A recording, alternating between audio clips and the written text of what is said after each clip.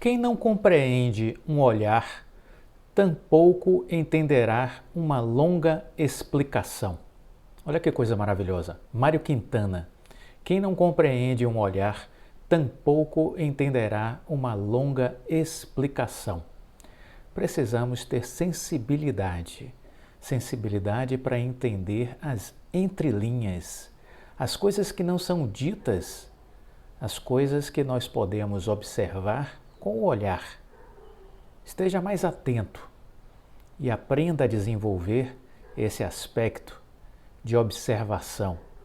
Isso pode ser muito útil na sua tomada de decisão, no seu posicionamento, nas suas escolhas. Desenvolva essa habilidade. Isso é uma habilidade. Entender com o olhar. Viva Mário Quintana! Uma outra frase maravilhosa para a gente chacoalhar o cérebro.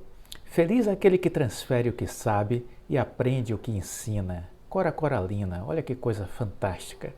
Feliz aquele que transfere o que sabe e aprende o que ensina. Em outras palavras, é preciso ter generosidade para compartilhar o que aprende, ter humildade para aprender, né? Todos os dias. A vida nos desafia a isso. Nossa maior tarefa é identificar o que está fora do nosso controle. Pense sobre isso. Há coisas que nós controlamos e coisas que não controlamos. Saiba distinguir umas das outras e foque no que você controla. Foque no que está sob o seu controle. Isso é o mais importante. Bem-vindo ao canal Viver de Renda, se inscreva no canal, deixe seu like, compartilhe com os amigos. Nos acompanhe no Instagram Viver de Renda Canal. Sou Cláudio Faleiro, formado em Administração, MBA em Finanças, investidor na Bolsa há 15 anos e consultor de empresa há 30 anos. 30 anos dentro do universo corporativo, vivendo e aprendendo com a alta administração das empresas, estudando, me capacitando para entender a dinâmica e o universo empresarial. Isso me ajuda enquanto investidor. Esse é o meu diferencial competitivo, ter essa experiência vinda do meio empresarial, entender a dinâmica das empresas. Essa é uma vantagem competitiva que eu trago e que coloco à sua disposição. Mais de 1.200, estamos caminhando para 1.300 vídeos. 1.300 vídeos aqui no canal. Todos eles oferecidos gratuitamente para você, para que você entenda as minhas experiências, as minhas vivências, as minhas reflexões, os meus aprendizados e que assim você possa tirar partido disso tudo que está sendo oferecido gratuitamente para que você então entenda melhor o meio empresarial, condição sine qua non para ter sucesso na Bolsa de Valores. Se você não entender de empresas, não vai entender sobre ações. Se você não souber escolher uma boa empresa, identificar uma boa empresa, você não vai saber comprar uma boa ação. Se você não entender a dinâmica do mercado financeiro, você vai fazer a coisa errada. Vai fazer a coisa errada. Olha, veja vocês. Notícia do Estadão. Investidores retiram 42 bilhões de reais de fundos multimercados em 2022. 42 bilhões em 2022 foram retirados pelos investidores de fundos multimercados. Os fundos multimercados estão sofrendo resgates em massa este ano. Somente no primeiro trimestre, a classe encara uma fuga de capital da ordem de 42 bilhões de reais. Dados divulgados pela Ambima, que é a Associação Brasileira das Entidades dos Mercados Financeiros e de Capitais. No mês de janeiro, houve uma retirada líquida recorde de 19 bilhões, o maior saque mensal em pelo menos 6 anos. Em fevereiro, 17,1 bilhões de reais voaram para fora dos multimercados. O cenário melhorou um pouco em março, mas ainda assim houve uma retirada de 7,1 bilhões de reais. Isso considerando os dados até o dia 29 de março. A debandada foi a maior dentre as demais classes de fundos. Para efeitos de comparação, os fundos de ações perderam 30 bilhões nesse mesmo período. Na sequência vieram os de previdência e de ETFs, que tiveram retiradas de 2,8 bilhões e 1,6 bilhão, respectivamente.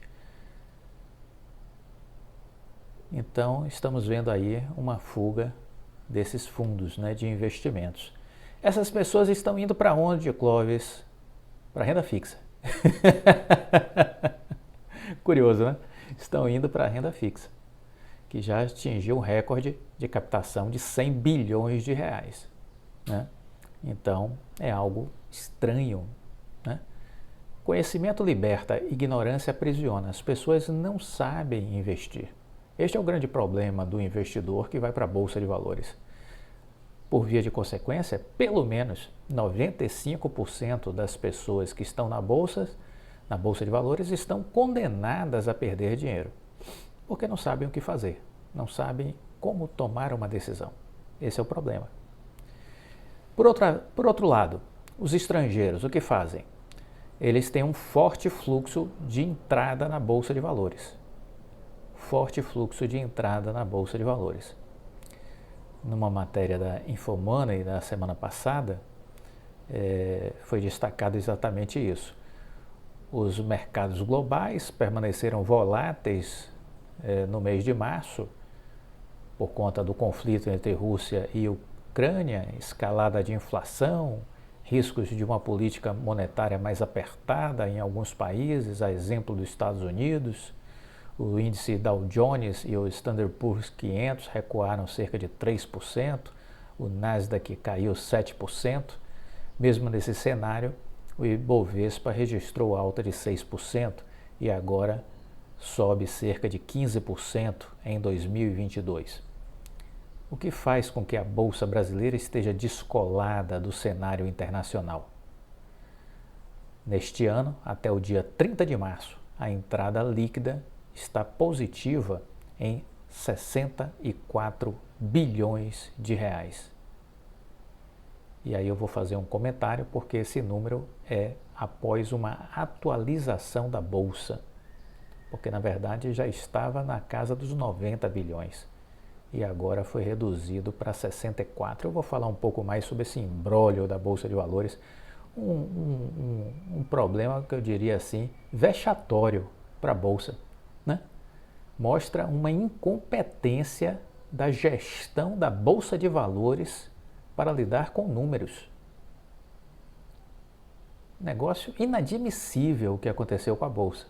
Inadmissível. Ah, foi um erro. Não, não foi um erro. Foi uma coisa grotesca, né? A Bolsa precisa falar mais sobre esse erro grotesco de contabilização das transações dos estrangeiros.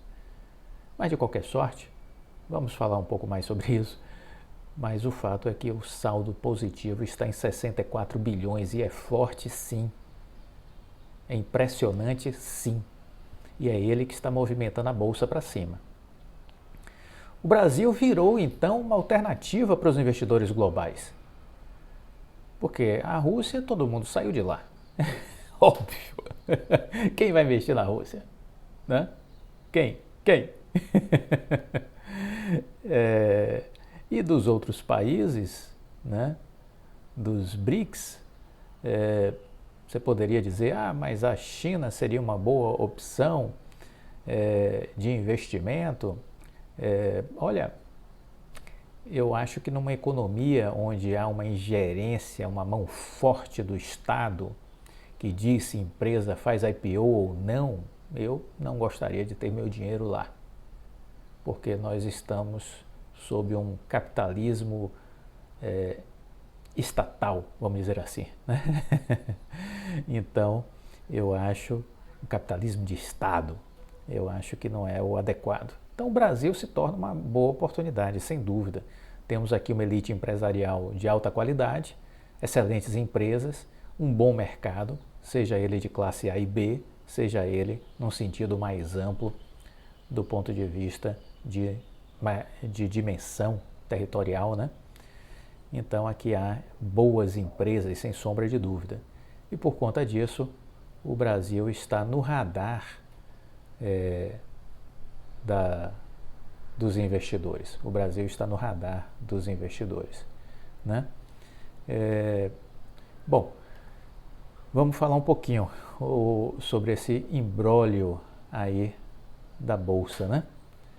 Lamentavelmente, a Bolsa estava contabilizando de forma equivocada o fluxo dos estrangeiros. Ela admitiu isso na sexta-feira passada. Na sexta-feira passada, parecia coisa do 1º de abril, mas era verdade. A Bolsa anunciou na sexta-feira uma revisão da sua metodologia nos dados do segmento de renda variável, que fez com que o saldo de capital estrangeiro de 2022 fosse reduzido, pasmem vocês, em 27 bilhões de reais. Só isso. O diretor de produtos e dados da Bolsa, anote o nome da criança, Luiz Condic, explicou, na verdade ele se justificou, né? Explicar não foi explicado, porque como se comete um erro tão grotesco? Não há explicação para um negócio desse, né? Ele apenas justificou.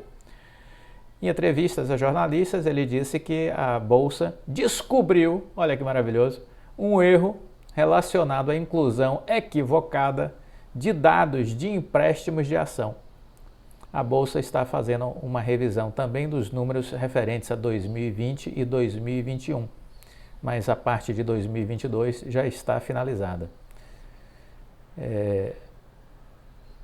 Os empréstimos de ações, os aluguéis de ações, estavam sendo contabilizados dentro do fluxo total de entrada do capital estrangeiro, que no dia 1º, que até o dia 30 de março, já estava na casa de 91 bilhões de reais. Até o 30 de março já estava na casa de 91 bilhões de reais. Agora, com a exclusão dos aluguéis de ações, esse número foi revisado para 64,1 bilhões de reais, né?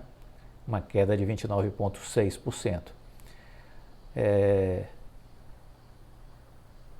Lamentável o erro da Bolsa, lamentável, mas, ao meu ver, não muda em nada a nossa interpretação. Nós temos até 30 de março um saldo positivo de ingresso de recursos estrangeiros na Bolsa de Valores, comprando ações, saldo positivo de 64 bilhões de reais. 64 bilhões de reais. É um saldo que expressa um movimento forte, robusto, e é ele que pegou a Bolsa lá nos 100 mil pontos e já jogou na região dos 121 mil pontos. É isso que a gente precisa entender e é isso que a gente precisa observar, né? Embora tenha feito essa correção dos 91 bilhões para 64 bilhões, ao meu ver, nada muda do ponto de vista do nosso estudo, da nossa análise, nada muda. Continuamos entendendo que este movimento é forte e importante para justificar essa subida. Vamos continuar observando diariamente o fluxo de entrantes, né? Os saldos positivos, porque se mantivermos esta pegada dos estrangeiros, é possível que a gente termine o mês de abril com o valor de positivo de entrada de recursos estrangeiros próximo de novo dos 90 bilhões. É possível chegar no final de abril com um montante próximo aos 90 bilhões que eram contabilizados anteriormente. Vamos acompanhar. Enquanto o estrangeiro estiver dentro da Bolsa, Bolsa para cima. Quem acompanha os nossos vídeos desde o início do ano já entendeu isso. Quem não acompanha não entendeu, mas aí o problema é de quem não entendeu. Na verdade, porque o conhecimento liberta e a ignorância aprisiona. E o conhecimento foi compartilhado gratuitamente para cada um que acessa aqui o canal em busca de aprendizado, né? Em busca de aprendizado, porque quem aqui chega sem espírito de abertura não vai aprender nada. Na verdade, não vai aprender nada em lugar nenhum, porque não tem espírito de abertura, não está disposto a aprender, julga que sabe muito e quem é prepotente geralmente dá com os burros na água. Bom, feita essas considerações sobre a Bolsa, vamos falar de Oi agora.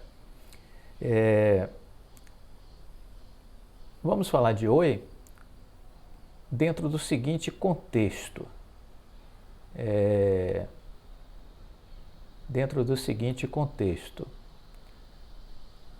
Ficou de fora, uma vez mais, a votação da venda da Vital da pauta da Anatel.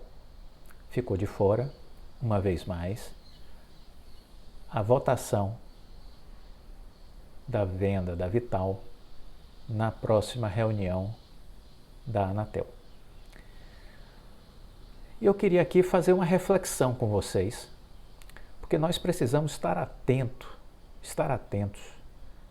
a essas questões, para tentar entender o que está por trás disso, né? O que está por trás disso? Bom, para vocês refletirem comigo e a gente ficar na mesma página neste vídeo,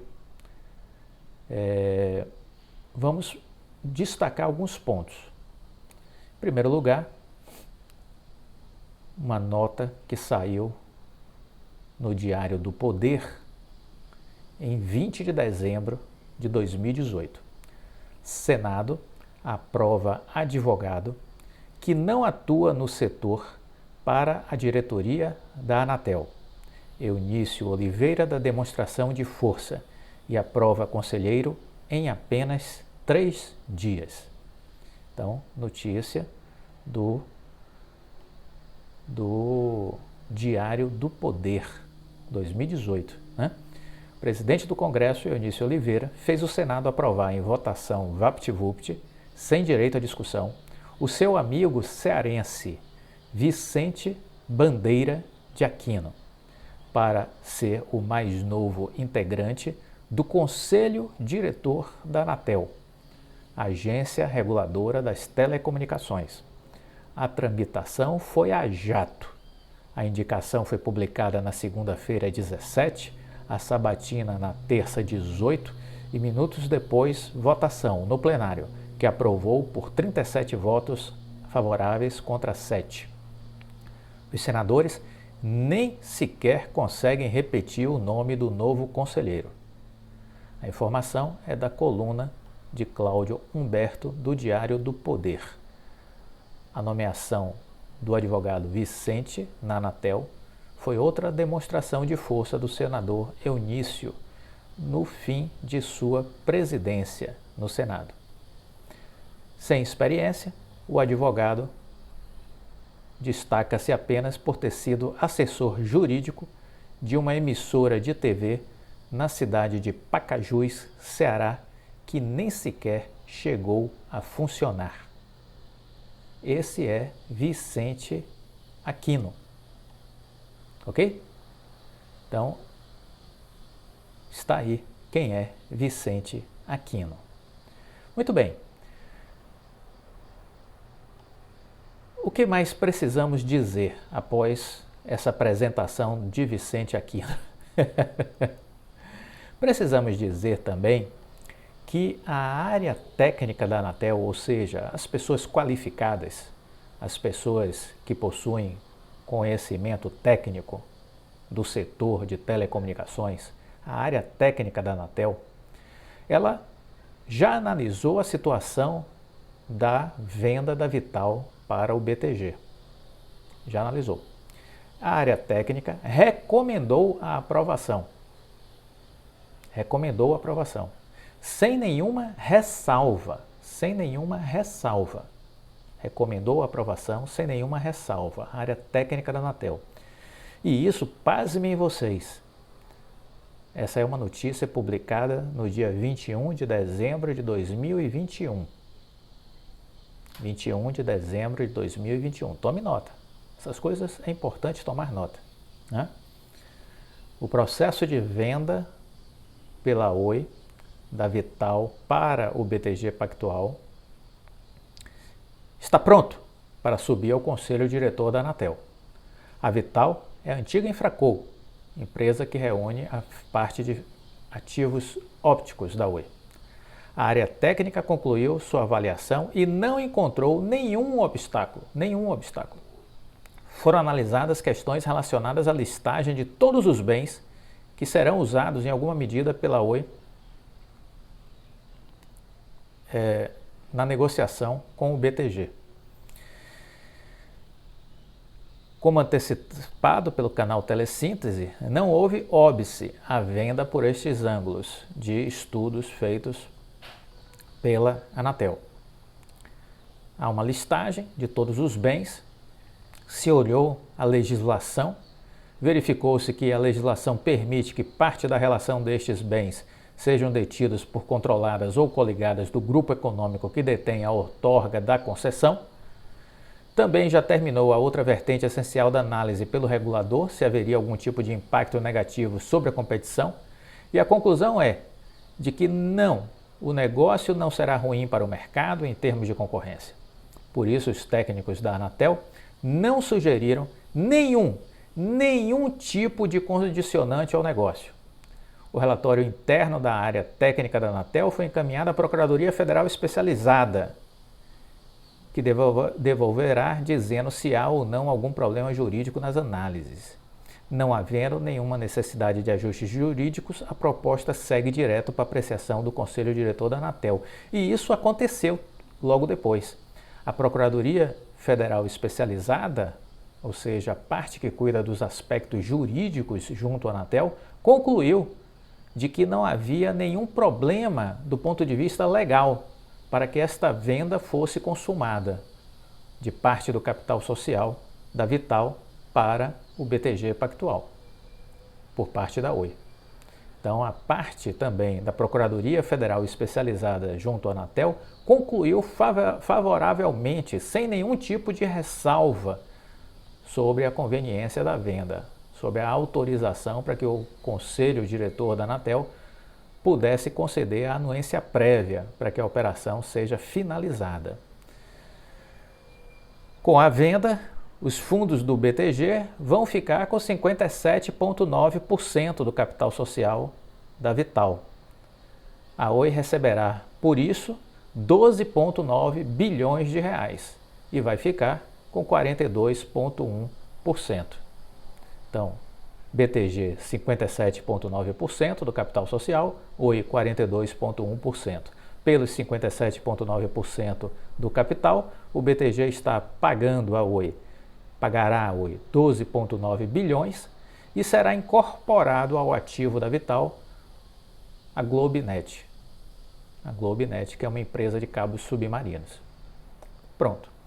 Então, isso é importante a gente entender que já houve as manifestações do corpo técnico da Anatel, o pessoal qualificado que está dentro do órgão, e também da parte da Procuradoria da Fazenda Especializada, que apreciou o assunto do ponto de vista, Procuradoria Federal Especializada, que apreciou o assunto do ponto de vista jurídico e concluiu também que não há nenhuma questão que contribua para uma rejeição. A recomendação também foi favorável à conclusão disso. Bom, dito isso, o que mais precisamos dizer? Precisamos dizer que em janeiro, aí agora 21 de janeiro, foi publicada a matéria que a Anatel havia escolhido para relator da venda do controle da Vital pela Oi, o conselheiro, lembram dele? Aquele que a gente começou falando, Vicente Aquino. O relator foi sorteado.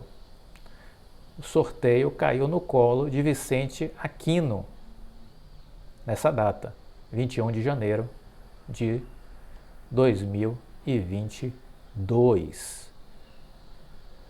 A matéria subiu ao Conselho no dia 20, foi enviada pela Superintendência Executiva da agência. O relatório da equipe técnica foi remetido à Procuradoria Federal Especializada. A área técnica da Anatel já havia dado sinal verde para a anuência prévia, sem ressalvas. A Procuradoria Federal Especializada também depois deu seu parecer favorável à concessão da anuência prévia, né? E se concluiu que não haveria nenhum risco em relação aos bens reversíveis, uma vez que a Oi permanecerá no grupo controle. Não haverá nenhum risco em relação aos bens reversíveis, uma vez que a Oi permanecerá no grupo controle, de modo que a Vital permanece vinculada às mesmas obrigações da Oi. Se no futuro houver qualquer mudança no controle da Vital, ou seja, se a Oi sair, isso precisará ser novamente analisado pela Anatel. Ok? Importante esse detalhe. Então, não há nenhum problema na operação, porque a Oi permanece no grupo controle da empresa Vital. No CAD, esse processo já foi encerrado, foi aprovado, né? A aprovação foi feita em julho de 2021, no CAD. Em julho de 2021. Então, a pergunta que fica é: diante disso, por que é que Vicente Aquino não libera o seu voto? Por que a Anatel não pauta o julgamento da anuência prévia da venda da Vital? Faz sentido para você? Para mim, nenhum. Há algo por trás que a gente não sabe? Essa pergunta a gente precisa começar a fazer agora todos os dias. Por que, Clóvis? Aí vamos lembrar de uma denúncia feita pela Veja. Vamos lembrar de uma denúncia feita pela Veja, que, ao meu ver, continua atual. Atualíssima, eu diria. Denúncia feita pela Veja em 17 de janeiro deste ano. Ex-sócio da Oi tenta melar no CAD venda para TIM, Claro e Vivo. Denúncia feita pela Veja. O empresário Nelson Tanuri, que já foi sócio da Oi no passado, que saiu descontente, vendeu suas ações, foi excluído do conselho de administração da Oi pelo juiz Fernando Viana, porque entendeu que ele estava tumultuando a aprovação do plano de aditamento, do plano de recuperação da Oi, do plano estratégico. E aí depois ele vendeu as ações dele, porque não estava de acordo com o plano que foi aprovado pelo CEO Rodrigo Abreu. E aí a Veja diz que ele está tentando melar no CAD o processo de venda da Oi Móvel. A Oi Móvel é a área de telefonia que foi desmembrada durante a recuperação judicial. A venda para TIM, Vivo e Claro foi autorizada pela Justiça, precisava do aval do CAD e, segundo a Veja, Tanuri estava nos bastidores tentando melar essa venda. Disse mais que interlocutores de conselheiros do CAD disseram à Veja que emissários de Tanuri estiveram no órgão no final do ano tentando convencê-los de que a operação teria sido irregular.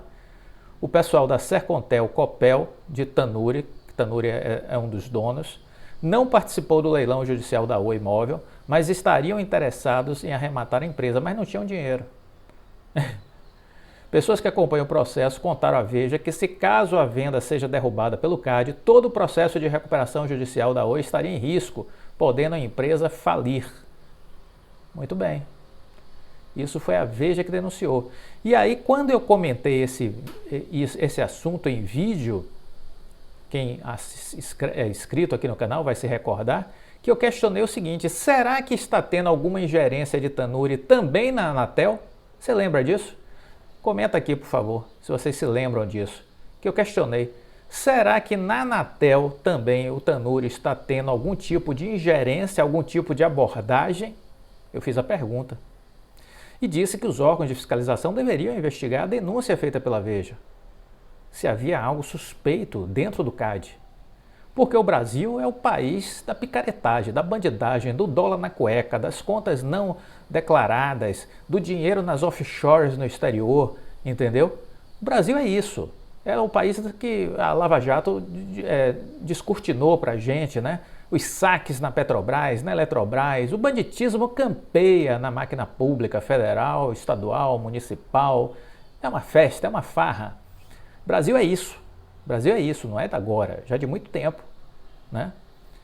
E aí fica-se essa pergunta, o que está por trás dessa demora do Vicente Aquino? A gente precisa perguntar. Por que é que o Vicente Aquino não levou à votação este assunto da Vital, quando ele já tem o parecer favorável da área jurídica que apoia a Anatel, quando ele já tem o parecer favorável da área técnica, que é qualificada, mais qualificada do que ele? Ou alguém tem dúvida disso? Que a área técnica da Anatel é mais qualificada que o Vicente Aquino? Óbvio que sim, não há a menor dúvida sobre isso, que o corpo técnico da Anatel é mais qualificado que o Vicente Aquino. Isso não há um cristão que possa dizer que isso não é verdade. Então, por que há procrastinação? O que está por trás disso? Há interesses ocultos? Interesses não republicanos? Interesses não revelados? Há coisas suspeitas que precisam ser investigadas? Por que o presidente da Anatel não atropela o Vicente Aquino? Por que o assunto está parado e o presidente da Anatel também não toma providências? Está esperando a posse do novo, do Carlos Baigorre, que vai ser agora 5 de abril, a sabatina? É isso? Mas precisa esperar?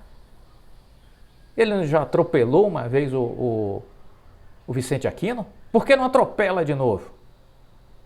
O que é que está acontecendo nos bastidores da Anatel? O que é que está acontecendo por debaixo do pano? Tem alguma coisa acontecendo por debaixo do pano? Temos que perguntar. Não estamos afirmando nada, mas sabendo que o Brasil é a pátria da imoralidade, do banditismo, temos que perguntar. Porque é normal isso que está acontecendo com Vicente Aquino? Não é. Essa procrastinação de uma coisa simples não é normal. O que está por trás disso? Você precisa perguntar. Todos nós precisamos perguntar.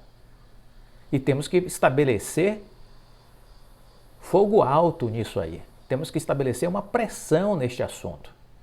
Temos que pressionar a presidência da Anatel, o ministro das Comunicações, o presidente da República. Temos que pressionar o Vicente Aquino. Temos que dar pressão, sim, porque tem algo acontecendo que a gente não sabe o que é que está acontecendo. Mas que tem algo acontecendo, parece que tem.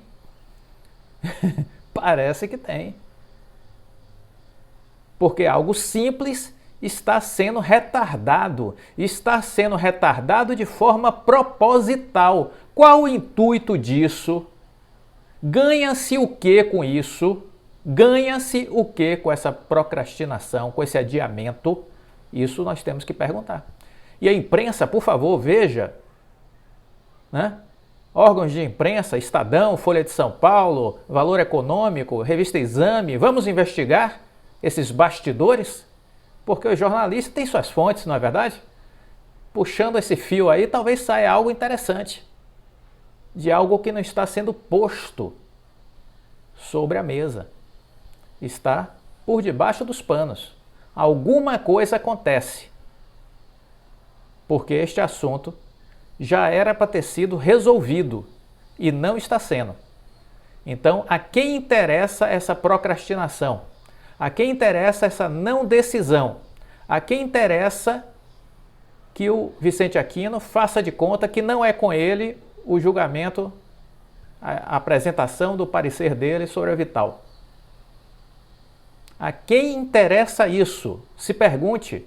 E pergunte, põe a boca no balão também. Entendeu? Põe a boca no mundo. Temos que nos manifestar, temos que usar as redes sociais para cobrar. Temos uma ferramenta que pode ser uma ferramenta de uso inteligente, não de uso estúpido, burro, como ficar em grupo de WhatsApp achando que ali é ambiente para investimento, para investidor.